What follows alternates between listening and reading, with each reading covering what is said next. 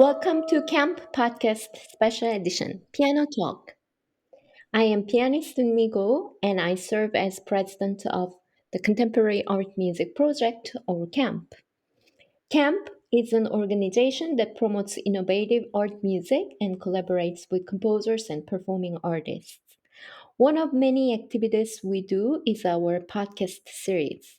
Our hosts explore a wide range of topics from marginalized composers to current collaborations. Piano Talk brings you new piano repertoire and composers who wrote them. Tonight, I'm your host, and I am delighted to have composer Juhi Bansal. Hi, Juhi. Thank you for joining us today, and I am very excited to talk about you and your music. Hi, Eunmi. It's really great to be here. So, I noticed that you have very interesting and rich background. You are an Indian, but you grew up in Hong Kong, and now you live in California. Right, right. That's true. So, there's so many cultures in you, I guess, naturally. I have a good friend who used to tease me and say that I'm culturally conflicted, which I think is a really great way to put it, because I've always kind of, bounced around so much amongst different cultures, like as I have growing up, that I'm Indian. All my history is Indian. I lived in India and was brought up in India. But even when I go back to India now, I feel like I'm not quite a part of that culture because I've been gone for so long. So, it's kind of become a part of my personality, and then something that I grapple with in my music a lot. This idea of how different cultures come together and where they conflict and where they overlap. It's just, as a concept, it's something that's really fascinating to me just because of these experiences growing up. It is. And also, you're very interested in nature. Yes, absolutely. I don't know how many of your listeners might have been to Hong Kong, and I loved Hong Kong when we lived there. That's probably where, most of my experiences growing up were. But it's such an urban center that for me, when I first moved to the States, and California, Los Angeles is certainly very urban, but there are so many places within a reasonable driving distance that are just, you know, wilderness of all sorts. There's wilderness as the ocean, wilderness as the mountains, there's deserts, there's snow, there's yeah, it was for me something that was so new that once we started exploring it when I came to the US for school, I just kind of fell in love. And that's been now something I've been pretty obsessed with for the last 15 or so years. Yes, I just admire all beautiful pictures of nature on your website.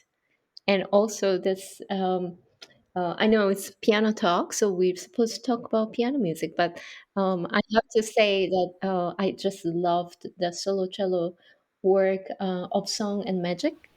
Oh, thank you so much. Yeah, it's just amazing, amazing work, and it just literally sounds like I'm in water and listening to the whales and trying to find out what they're trying to talk. And it was really fascinating. Thank you. I mean, that piece was inspired by this incredible experience getting to hear humpback whales while diving. And I'm actually taking some of the same inspiration, the same idea of like what whale song sounds like underwater into another piece I'm working on for next season as well for a larger ensemble. I'm really excited about. Yeah, that's amazing. Can we know a little bit about that? Just have a kind of sneak. Sure. Yes, so that's a commission from the Oregon Mozart Players. It's a professional chamber orchestra in Oregon. And I feel like composers never have as much opportunity to write for orchestra as we would like to have, just because it's such a big thing to put together. It's financially an investment for everybody, it's a lot of logistics. Um, so it's not something we get to do as often, I think, nearly as often as we would like to. So for me, when I was told I had this opportunity to write, it'll be between a 10 and 12-minute piece for orchestra. Um, this was just the inspiration which I had, kind of grappled with in the solo cello piece, this idea of what not only what whale song sounds like underwater, but also that kind of interaction between the natural noises underwater. like the noise of the water, the noise of fish eating always surprises me because it's such a loud noise, and I never expected that to be such a loud noise. Mhm. When you're underwater, you're like immersed in that. And so, sort of, this idea of songs emerging out of noise in a more broad way. I'm really excited because, of course, in the cello solo version, it was all about a single string instrument and what can one string instrument do that kind of, when it's noise, this is what it might sound like. When it's pure song, this is what it sounds like, and kind of in between the two. But of course, with orchestra, the color palette is just Mhm. infinitely larger. And Mhm. that spectrum of the ways that you can create noise versus the ways that you can create melody. Um, and even just this idea, what does it sound like when all 35, 40 players are playing together versus what does it sound like if they're all doing different things or you just pull one or two, to kind of hint at this idea of whale song. I'm really excited actually to finish this piece. Yes. Personally, I cannot wait to hear. Really, Thank really. you so much. I think there's that this water, that's of course from this of song and magic, that's kind of water, and then you also working a big piece that's uh, about the water and um, being in water, and you're probably the most recent project. It's waves of change, right? So that's not directly about water. It's, I mean, more complicated. But somehow there's water and surfers and um, special interest in water. Yeah, absolutely. I mean, that piece is. It's not the most recent one, but it's definitely one of my more recent projects. That was, I want to say, late spring of 2020. Hmm. And it is, I mean, it is a piece that's about water, but as you said, it's a bit more complicated. So that's a piece that is, I mean, the inspiration is the story of the Bangladesh Girls Surf Club, which over the last couple of years now it's become the Bangladesh Girls and Boys Surf Club, which is actually really great given what the story is. Hmm. The actual story of the club itself is that I want to say a few years ago, in the section of beach called Cox's Bazar. It's the longest uninterrupted stretch of beach in the world, but it's also one of the poorest areas in the world. There were these group of girls who normally, these are 4, 5, 6 year old kids.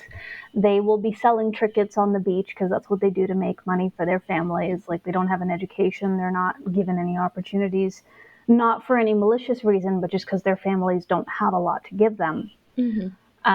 And a couple of these girls had seen, this was a lifeguard. He's the one who started the club, surfing, and one of them asked him to teach her.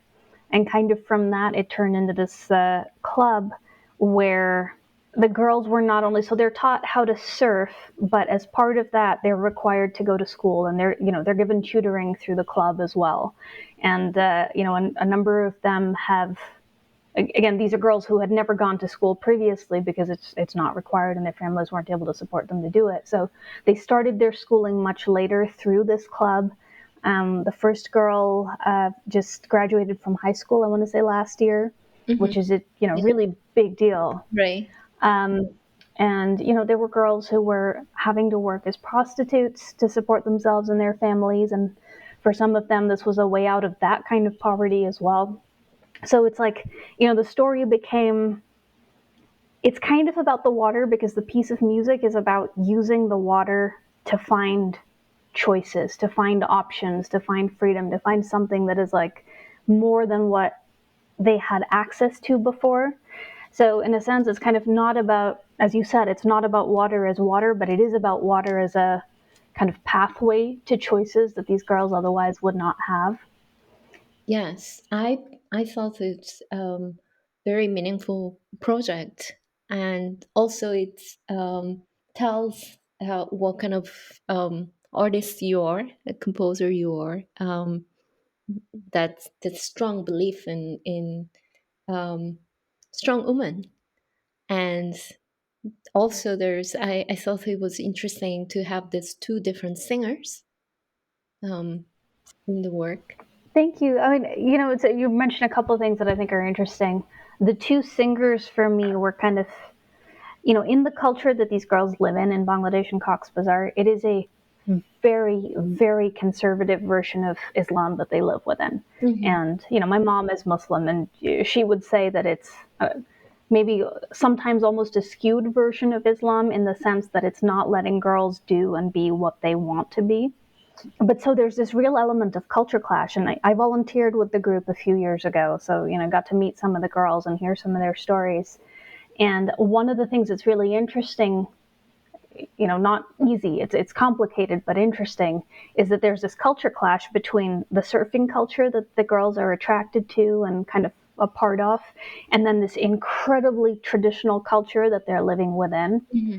So like girls in that culture, they're not supposed to go into the water. Like just walking into the waves on the beach is something that they get hassled for and called names for. And so there was this kind of hearing their stories, there's a lot of culture clash there. And these girls are kind of at the center of that tug of war between this very westernized surf culture and this very traditional culture that they live in.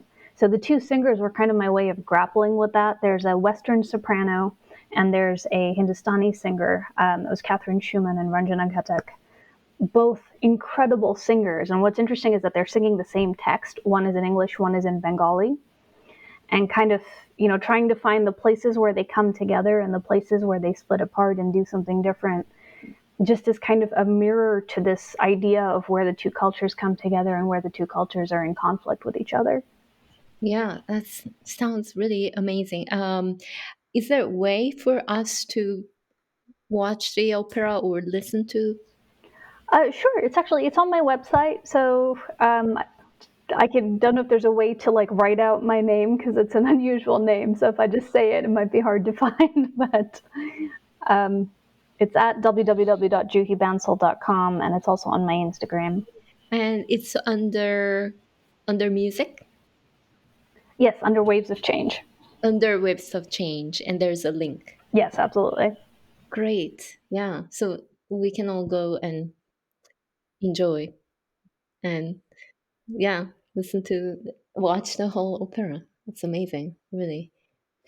I thought you wear so many hats also that you compose and you teach. You conduct also.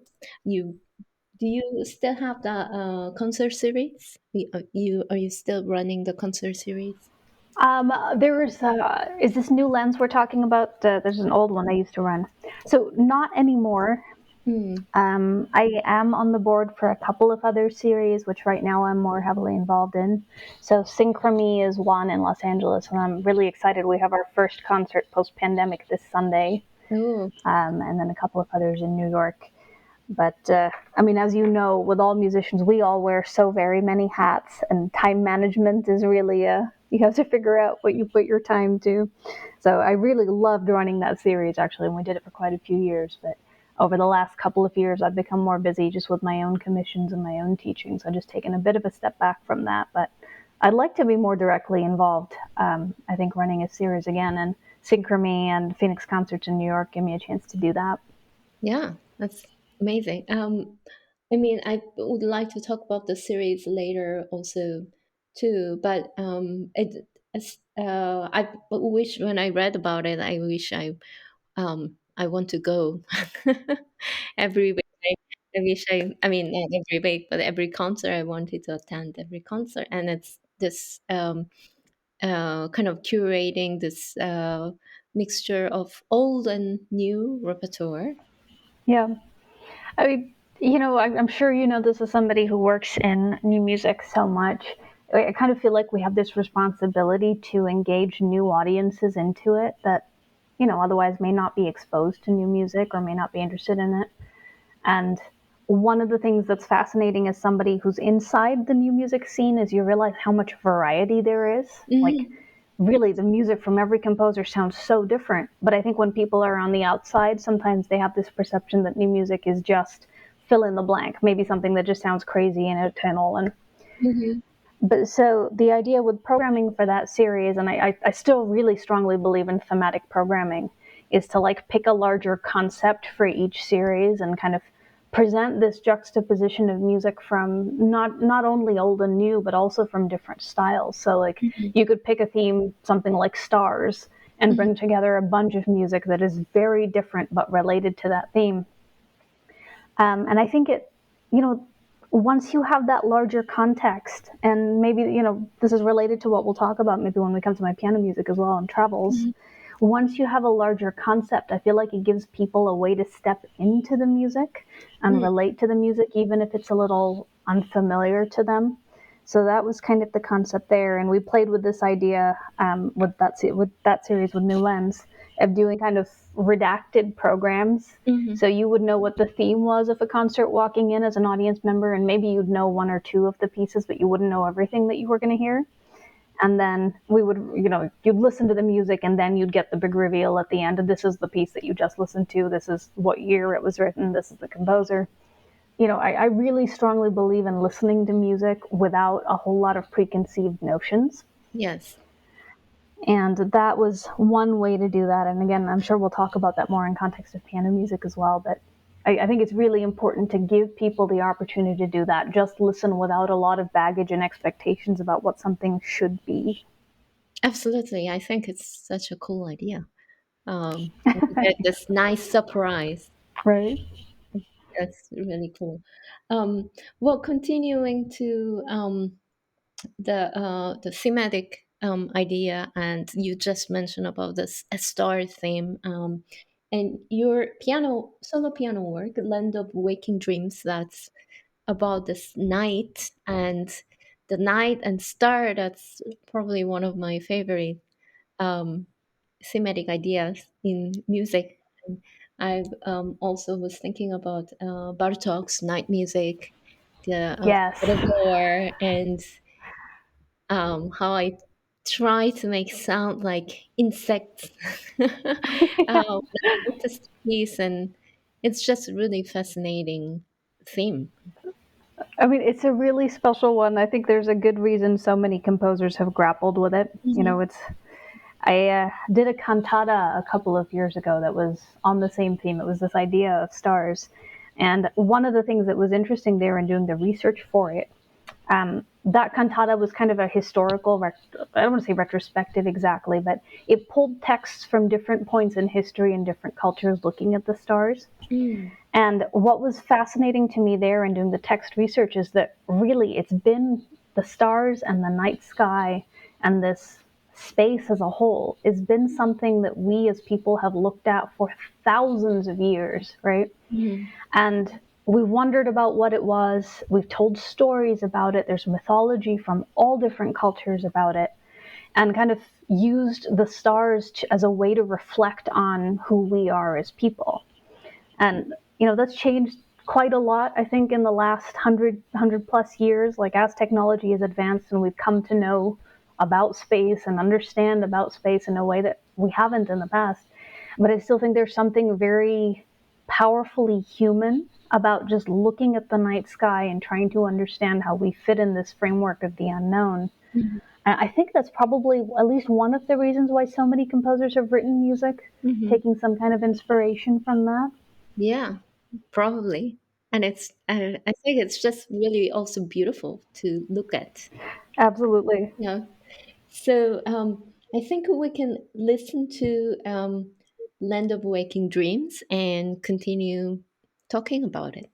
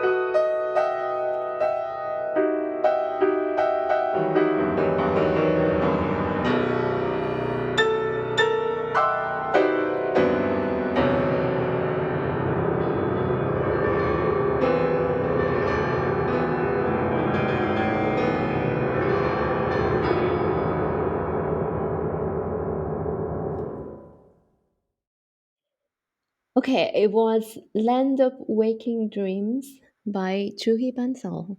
It's really such a beautiful piece with so many colors from piano.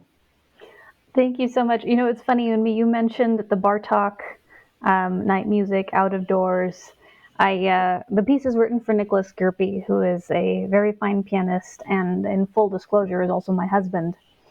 But so what's interesting is that because when we're, you know, we have one instrument in the home, and I hear him practicing all the time because we, share a wall in our home studio. So and he plays a lot of Bartok. So it's interesting in the sense that those specific pieces that you mentioned, they're things that I was listening to even as I was working on the piece. So there's this kind of sense of all those different sounds and colors kind of permeating, maybe not in a very purposeful way, but kind of those sounds being in my mind as I was trying to grapple with how do you create music about the night sky without exactly trying to paint it, just trying to evoke it in a broader sense. Hmm. And that piece specifically for me, I mean, again, I was, born and brought up as a city kid, didn't spend a whole lot of time outdoors. And I do have memories from when I was really little when we were in India of like, just being out on our roof and watching shooting stars from the night sky. But this specific piece was written after one of many backpacking trips we've taken up in Utah. And I just, it's one of those spots where you're way out in the wilderness. The nearest anything is 200 miles in every direction. And, you just like wake up to get some water in the middle of the night in your tent and you look outside at 1 a.m. or 2 a.m. and it is just breathtaking. I mean, it feels like you're in a whole other world just looking at the stars around you. So the piece was kind of not exactly trying to create that, but trying to create some of the feel of that. That when you're looking at the night sky in that state, there's like this background that's all these different colors. It's black and it's blue and it's gray and kind of this multi-layered thing. So on one sense, trying to create a pad that had all these different hues to it. And in another, because the stars themselves, there's so many of them in that kind of landscape, trying to create something that's a bit pointillistic, but also kind of shifting as far as how dense it is. Moments where it's really like just that feel of a lot of stars crowded in together versus moments where it just feels like there's a few. And again, the piece is not strictly programmatic. I hope and certainly tried to create it so that you don't have to know the backstory to enjoy it. But for me, as somebody writing it, I feel like it's important to have an inspiration to help kind of shape the music. And this experience of just seeing the night sky and the stars in Utah was what was behind Land of Waking Dreams. Yeah, I also heard there's this kind of explosion that made me think of this, how that stars actually explode sometimes, and so it's this light and yeah, all this amazing stuff. There's some I saw that I couldn't really see it well, but there was this preparation. I was wondering that what you used. Sure. It's interesting because I feel like preparation on piano is a tricky topic to grapple with. The sounds are amazing, but it's a lot of extra work for the pianist, and so many venues will just not allow you to do it. Right. So here I wanted to have something that would change, just bring a different timbre and a different color, but not something that was any kind of like invasive preparation. So it's just a plastic piece of chain that you can buy at the hardware store that you lay down over the strings. It's the same way you would just lay down a piece of paper or Mhm. something and get a rattle, but it's a different quality. And it's just it's put on the piece for, I can't remember now if it was the middle or into the end section, and then it's removed halfway through while the pianist is still playing. They have kind of an ostinato in one hand and they remove the chain with the other. And it was just a nice way, I think, to just bring again slightly more pointillistic, slightly more shimmery color without doing anything that was truly a preparation of the piano. I feel like more venues respond well to something like that than they do to like putting the rubber washers and things in between strings. Right. Yeah. Yeah. No, that I thought that was very effective, and it seemed. I think I have to watch it again, but it didn't seem to be extremely complex to prepare and use that the plastic chain. I couldn't see really well that if it was plastic or something else, but Yeah, we tried a few. I think plastic was my preferred one because you can get nice fat links and there's no danger of it falling into the piano or anything like that. Mhm. And it is a very simple preparation. You just tape it to the sideboard basically, and then while you're playing, you pull it off. It doesn't take more than I would say, a couple of minutes tops. Yeah. And also there was some little plucking and hitting the strings, those stuff. Yeah, it's really beautiful piece, and um, I felt that you know, as an educator, and also when I think about your concert series and what you just talked about the series, think there is definitely this strong um, educator side in you. Um, That's yes, yeah, that's there. This desire to educate and empower people with education. absolutely. Yeah, I mean, I think it's part and part because I have been a teacher now for so many years, but my mother was also a teacher, so I've kind of grown up around that culture a lot, and just again, I suppose relating back to what we were talking about with waves of change and kind of how my family history relates to things like that. You just kind of see firsthand how much education can offer up for people and how many opportunities that you can find through education that just don't exist in any other way. So it's just become something really important to me to try to, in whatever ways I can, whether that's teaching directly, whether that's writing music about some of these things, whether that's doing a bunch of collaborative projects that will work with like STEM subjects, for example, at schools. Just really trying to support education in every way that's possible. And this piano teaching piece, Troubles, um, is a part of that mission and your idea about teaching. And I think teaching new music is very, very, very important. Oh, I completely agree. I completely agree. Well, I think you and I had talked about this a little bit in an earlier conversation, but I always found it fascinating. I mean, I came to new music as an older person in the sense that I had been involved in classical music for many years before I realized that there was such a thing as quote unquote new music. Hmm. I think up till then, probably Brahms, Sibelius, maybe a couple of Debussy pieces were like the newest thing that I had heard in terms of classical music.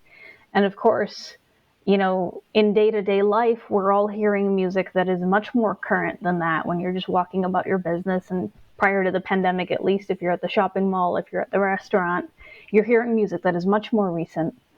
Um, and one of the things I had noticed, both as a student and as a teacher, was that, first of all, I think people are much more receptive to new music than sometimes we think they are, in the sense Hmm. that, I mean, if you take people who already have a lifetime of involvement where their image of classical music is just Mozart and Beethoven and Brahms, they can sometimes be hard to bring over to new music. I mean, not always, and there's ways to do it, but that's a harder sell. When you work with younger students, and by this you know, I use the term younger loosely. This can be anybody up into even their 30s and their 40s, but particularly really much younger students. There's this sense that music can just be anything that I think is very powerful. They don't yet have this preconceived notion that, well, music is fit into these boxes of this is what classical means, and this is what electronica means, and this is what pop means. Hmm. They're just, music is just music on the one hand.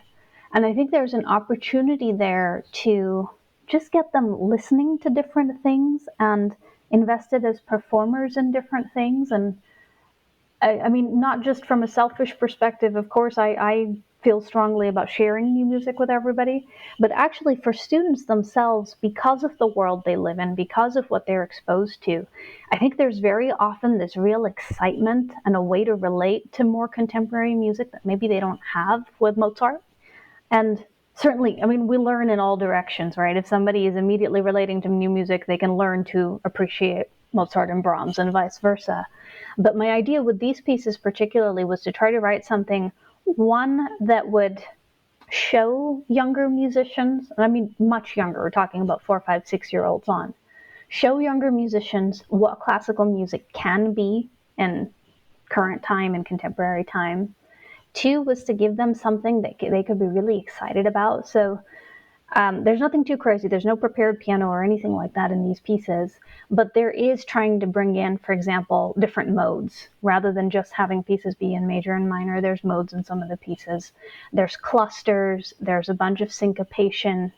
So like, again, in a really focused kind of grade appropriate way, trying to give them new sounds that they don't always get in the older repertoire. And in the third, I suppose, trying to build technique through doing all of that. So it is new music, it is technique building, and it's about hopefully giving the students something exciting that they can relate to. Again, with this kind of thematic overview, this idea of travels of different national parks around the country, to give them hopefully a foot in the door and something to relate to the music with. Yeah, it's well, we had Tyler Klein last time and talk about this orchard, and also orchard is um, thematic collection. And I when I commissioned pieces with my students, that of course they had some interest in certain musical material, certain kind of rhythm or mood, but also, some of them just took pieces because they just like certain fruits. Sure, yeah. I think with younger students, I think that happened, and that got them interest in music itself. And they loved playing it, and also, they can find out the about the fruit, um, and how it's portrayed in music. Yeah, absolutely. I think it worked in trebles too, because it, of course, that image and their probably own experience also goes with the music. Absolutely. I mean, there's something to be said for performers, no matter how young, being able to invest something of themselves in the music and relate to the music. And Tyler's piece is also exactly what you're talking about. I think they do this incredibly well. It's like the students know they can put something of their own experience into what they're playing. Even if they haven't been to the places, for example, in travels, they've seen photographs. These are really iconic places that the music is about. And if they haven't, they can see photographs. The National Park Service has this series of videos where they'll do like little virtual walkthroughs. So there's a lot that the students and young performers can, if they feel like it, they can do research. If they've already been to these places, those are conversations you can have. For example, how do you shape the color of a line if this line is about water? How do you phrase it if it's about water? And kind of also bringing in some elements of interpretation. I think the theme also gives them a way to do that. Ideas that might be too abstract if you don't have something thematic to hold it together, I think suddenly can become approachable to young performers if you do have something thematic to relate it to that they already have experience with. Yes. Also, I mean, I think this tells me how personal music is, Yeah, right? I think it's also the um, why so many people love music and why so many people perform and compose music. it really is. And there is something about being on the, like, I don't consider myself a performer so much anymore these days. I do occasionally, but usually in pretty limited contexts. But there is something so incredibly powerful about being the person who is, whether to an audience or just to yourself, able to shape and control and make the sound. I think there's like a real magic to that, no matter what age or experience level you are. And this was also kind of a way to try to empower students to do that. Right. Yeah. Well, let's listen to trebles. I think we could actually listen to the whole set since it will be probably about 10 minutes. Yeah. So let's listen.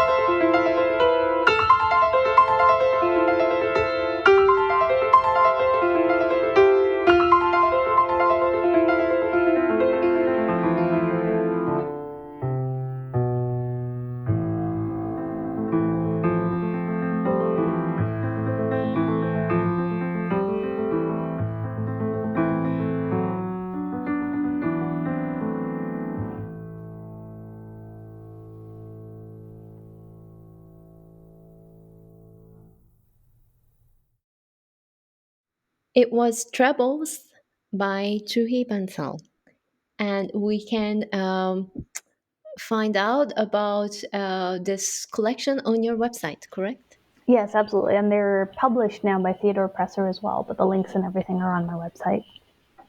Yeah. So, all piano teachers, if you're interested in, you can go and get music and started teaching. What we talked almost an hour, 50 minutes about your music and piano music.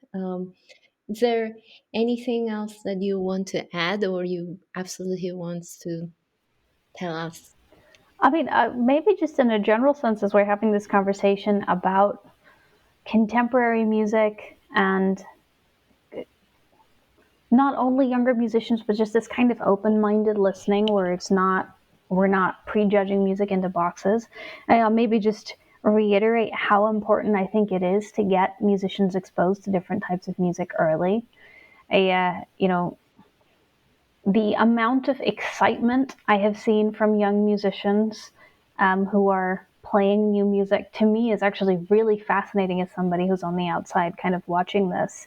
I see students who really struggle sometimes to relate to older repertoire. You put something that's a bit modal or something that has a bunch of flashy chords, not just triads, but some sorts of more complex chords. And it's really interesting to me how immediately they will gravitate to that and get excited about it and then just really work at it. You and I have had this conversation earlier as well where younger musicians will sometimes put weeks and months of serious focused work into a piece of music in a way that we as professionals don't do as much because we work on such tighter timelines. I think there's something really powerful, both as teachers, as composers, as people who work with any kind of young musicians, to try to get them just exposure to new music early. Because often I feel like we talk about it as adults and as those in the field as like, here's the box for new music and here's the box for old music. And really, of course, it's not that. It's just this spectrum of music that keeps growing year and year by year by year. And I think there's something very powerful about being able to share it with students in that kind of way. Share music that was written last year as well as music that was written in 1750. Absolutely, yeah. Well, you came to my class and gave wonderful talk, and one of my students actually she said she had some fun with her students exploring all piano sound inside. Oh, that's fantastic. Yeah, and apparently they're young students, very young kids, and they loved it. And I thought that really was telling.